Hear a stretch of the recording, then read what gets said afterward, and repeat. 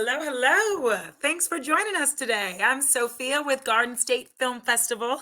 From March 21st to March 24th, we have the 22nd annual Garden State Film Festival back in Asbury Park, New Jersey and Cranford, New Jersey. This year, the lineup, we have over 200 films coming from 14 different countries, all different types of topics, all different types of films, pilots, animations, features, shorts, music videos. We got lots of good stuff. We also got a bunch of winners, and I have the pleasure of interviewing some of the winners here today for the best pop song of the 22nd annual Garden State Film Festival. The pop song is Ballad of Jim Cramer. They have the music video for this song in the festival, and also a music video for a song that won last year back to 1964. So it's incredible. It's such an honor to be here with you guys once again. I had the pleasure of interviewing you last year. So congratulations and hello. Thanks for joining me. Thank you so much. Thank you. Thank you so much.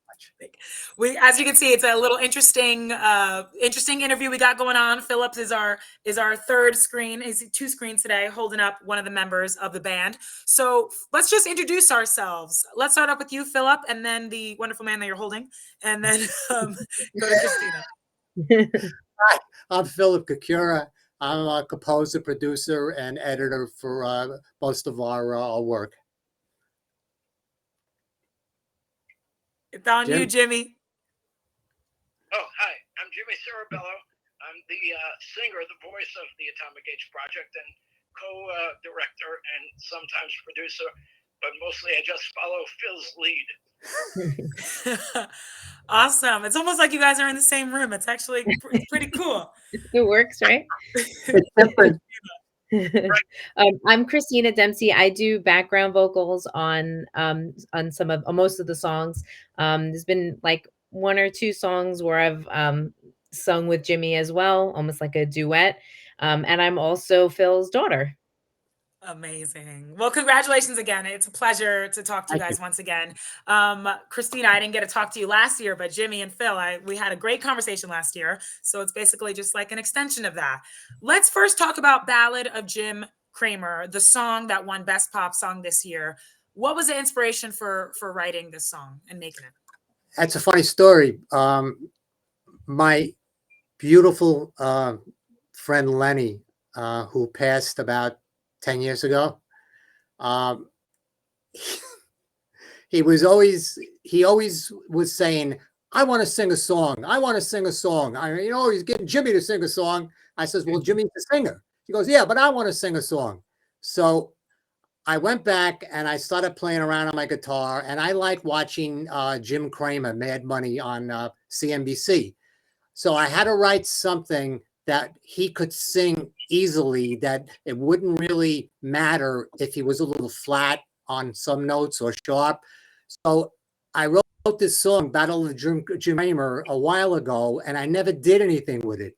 I just kind of like let it sit around, and he was happy that he sang on the song, and that was it. And this is a true story. Last year, around April, he came to me in a dream, and I'm not really a really spiritual guy. I mean, I'm a God-fearing man, but he came to me in a dream congratulating us on back to 1964. And he says, remember that song we did a while ago, Jim Cramer? I thought I did a good job. Wouldn't that be great to, put in the festival? So the next day, this is God's honest truth, I started to go back, picked up the files, re-edited the song, remastered it. Then I rewrote a music video to it, and the rest is history. That's the story. Oh my gosh. That is incredible. And you're speaking to a very spiritual girl. So I'm here like just in awe, loving this. It's I believe it 100%. Another crazy story. When we won Forever Fab in 2014 at the Garden State Film Festival, when he passed away about 6 months prior to that. And when we were called up to win, the light above our table flickered. Mm-hmm. Yeah. That's a true story.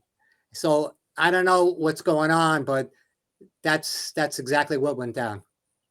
Well, what a beautiful way to celebrate him, and thank you for sharing that. That's It's so You're welcome. beautiful, and Thank you I'm for happy he was right. I hope he still keeps coming to you with all these amazing predictions. yeah.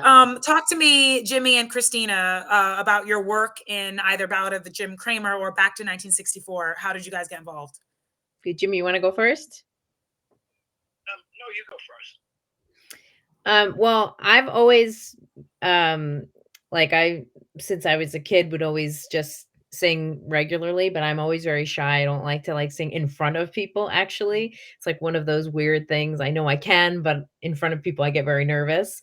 But I always quietly would do this. But then my dad started writing music, and naturally, by default, I became the singer. And I would really I only ever do it on his songs. Like I don't really like to, be any center of attention or anything like that. So we started doing that a few years ago, and then now he puts me on Back to 1964, and then also on the Ballad of Jim Cramer. I'm in both of those ones. So he kind of brought me on board, and since I felt, and we're in one room, it's just the two of us, so I felt comfortable doing it and confident doing it, and it's kind of gotten a little bit easier the more you do it. So I really enjoy spending that time with him and contributing to all the things that he does and all the things he writes.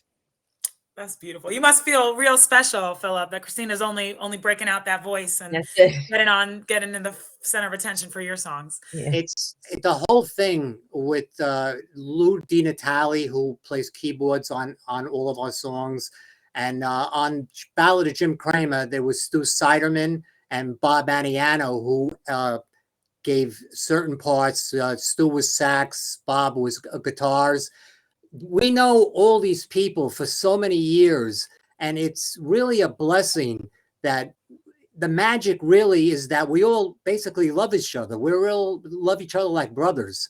And when we get together in the studio, it's just magic the way everything starts coming out. And, we're lucky and humbled that we've had so much success with everything. Speaking of the brothers, right? You and Jimmy knew each other since you were 6, right? You were telling us before we went live. Yeah, go ahead, Jim. Yeah, well, and that's why the 1960s had so much meaning to us, because in reality, most people weren't alive back then, but we were already a year away from starting our first band. So in 1965, we had our first rock band, and I have pictures to prove it. And of course, we're totally unrecognizable because it's different now.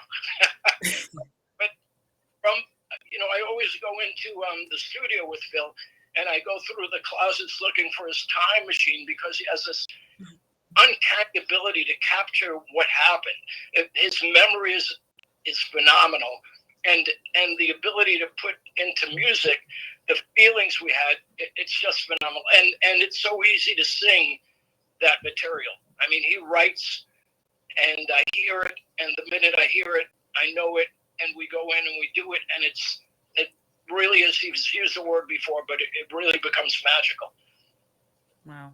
So Philip, you write, direct, you produce the songs. Are you you make the songs, and are you like, all right, Jimmy's going to play this part, Christina's going to sing this vocals, or how does it work? Or you guys all come in and just play around? I'll get inspired with a particular project, and I know who's going to sing the song, and I know who's going to sing backup. And Lou DiNatale is always around to add his keyboard parts, which makes all the difference in the world. So I'm in the end production of a new project right now that hopefully I'll have finished in time for next year for Garden State, that I was inspired from my father in the fishing business, that he had cousins in Gloucester, Massachusetts. And it was another dream, kind of like, where I just got inspired by this. And I remember stories from my father talking about Gloucester and the fishing and stuff. So I wrote a song, and, hopefully, you'll see that and hear that if everything goes well next year. We'll see what happens. But that's basically it. I get inspired. I put a song together. It's the magic is all of us coming together, and we love being with each other.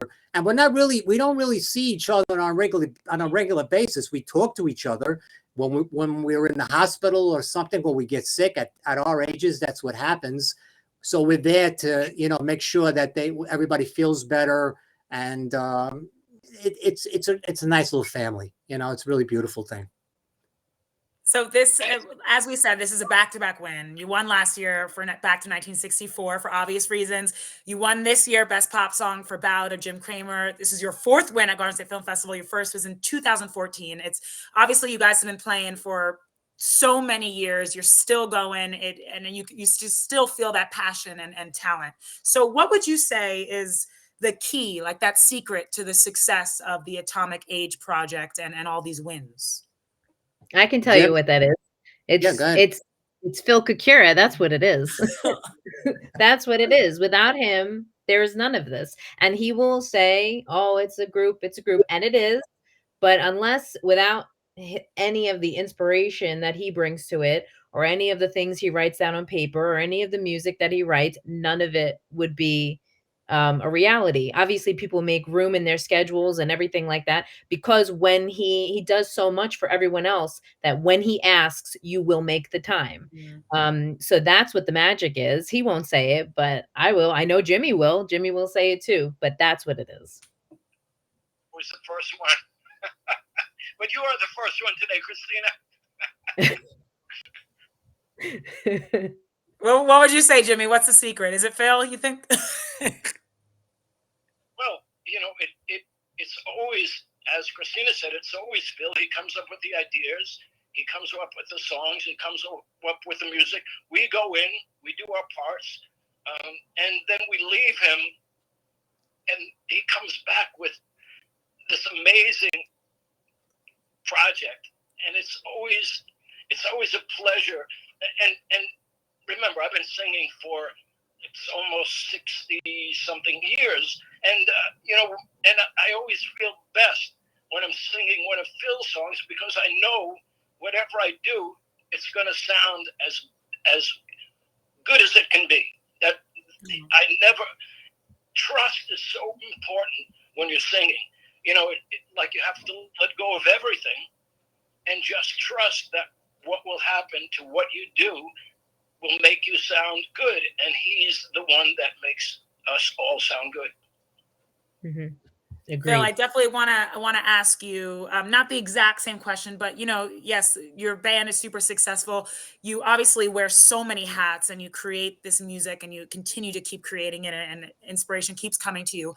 What advice can you give other people who are maybe making music videos, just making art? Like what keeps you going? That's a great question. And we were on a couple of cable television shows here out in Staten Island. And the one thing I always try to impart to the audience is most people, musicians, writers, whatever, they write and they put stuff on paper or they put stuff in a computer and it sits there. That's like a huge mistake. You've got to take the project to fruition. You got to get it out, get it into submissions throughout different festivals, and accept the fact that you're going to be denied. But you know what? It's going to get to a certain point where people are going to start recognizing you, and you're going to start straightening out all the things that you did wrong. And all of a sudden, things are going to start happening. So finish the projects, get the stuff out there, get into a group of people that you can feel comfortable with, that you wouldn't mind saying what you have to say, that they're not going to get offended, and you'll see, you'll have success. I love that. And I got to ask you, Phil, because we were talking before we went live. We know you love Garden State Film Festival. We were shouting out Diane and Lauren and all the amazing women and people alike that make this festival possible every year. It's the 22nd year. You've been here for a few years. So what do you guys love about Garden State Film Festival? And what can you tell our viewers about it? Chris? Well, there's a lot of things. I mean, I like the fact that everybody you meet is really nice. It's very accepting, but everyone is so responsive and knowledgeable. I have sent emails out and have gotten back emails like within like 5 minutes from Diane. So that part of it makes you feel, especially if you have sort of like that anxious, you know, like you're around, you know, big groups of people. You don't feel that way when Yeah. you come to, you know, the festival. You feel like good. You feel like you're part of that family. You feel like you're part of that unit. So that would definitely be my favorite part of it. Thank you, Christine. I agree. Yeah. Jim? Jimmy, Phil, any Can you hear thoughts? me? Yeah. Yeah, we hear you. Well, I think I'll echo Christina's choosing the word family, because after all this time, it does become family.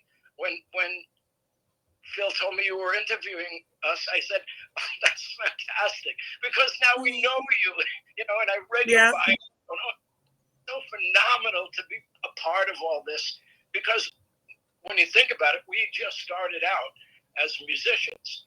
Phil took it to the next level by becoming a filmmaker, and a very excellent filmmaker. I mean, he does things that he's worked on and taught himself, you know, in terms of recording, in terms of editing. I mean, he's an amazing editor right now, and he's done it simply through hard work and acceptance as part of a family. And the Garden State Film Festival is one of the groups that make us feel a part of something that we hadn't been a part of previously. It's like, even at this venture, at this juncture in our lives, we're experiencing new things, which, you know, I find amazing. So it's because of an organization like yours that we're able to feel that, and I'll say it again, feel that love, because we feel that, and so much for that. Y'all gonna make me cry. No, I totally agree. I was also really happy that I got to interview you guys again, because it's that's what I love about the festival too, the networking, the connections, and then the beautiful art you get to see, and the growth. People continue to submit their work, and you could see the growth, and you just see all these amazing things. Phil, anything you want to add about Garden State Film Festival? Well, I'm sure Diane knows, because I speak to her, you know, a lot. Garden State Film Festival is an honor to be in. It's an honor. And if you're accepted in Garden State Film Festival, it just means one thing: you're doing something right. And it's a wonderful experience to be in it. The people are fantastic, so organized, and we're just proud and humbled to be a part of it. Thank you so much. As usual, I didn't expect any less. It's been a pleasure talking to you guys. And I know we we really didn't talk about the music videos at all, but you could see them. So you guys will just have to come to Garden State Film Festival to see the music videos, because what we did talk about in this interview, I think, is super meaningful, and I loved it. So come see the music videos, Back to 1964 and Ballad of Jim Cramer. You can watch it Saturday, March 23rd at Asbury Lanes. The film block starts at 11:45 a.m. Definitely come check it out. Congratulations on yet another win at Garden State Film Festival, Best Pop Song. Thank you so much for taking the time out to talk to me, and I hope to see you guys this year. Thank you so much. Be well. Have a great night. Thank you guys. Have a great night. You too. Bye. Thank you. Bye.